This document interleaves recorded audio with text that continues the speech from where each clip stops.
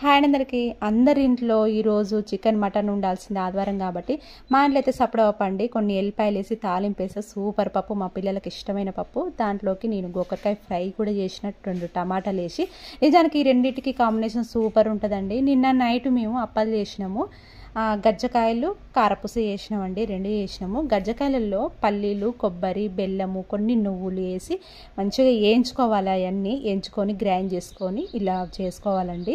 మనం పూరిలాగా తాల్చుకొని మనకు ఈ గజ్జకాయలు చేసేది కూడా ఇట్లా దొరుకుతుందండి, చెక్క లాంటిది నీట్గా మంచిగా వస్తుంది. ఇలా నైట్ అయితే 9-10 అయిపోయింది మేము అవన్నీ చేసే వరకు. నిజానికి గజ్జకాయలు చేస్తుంటే భలే అనిపిస్తుందండి, రిస్క్ అనిపించదు, ఎందుకంటే నీట్గా అనిపిస్తుంది అలా వేయించుతుంటే కడాయిలో. చూడండి ఎంత మంచిగా ఉన్నాయో. తెల్లారి నేనైతే బాక్స్లో పెట్టేసినండి అన్నీ. ఆ రోజు నేను ఒక క్లాత్ మీదనే పెట్టేసిన, ఈరోజు మాత్రం బాక్స్లో పెడుతున్నాండి, ఎందుకంటే చల్లగా అయినాకనే పెట్టాలి బాక్స్లో, లేకపోతే మెత్తగా అయిపోతాయి.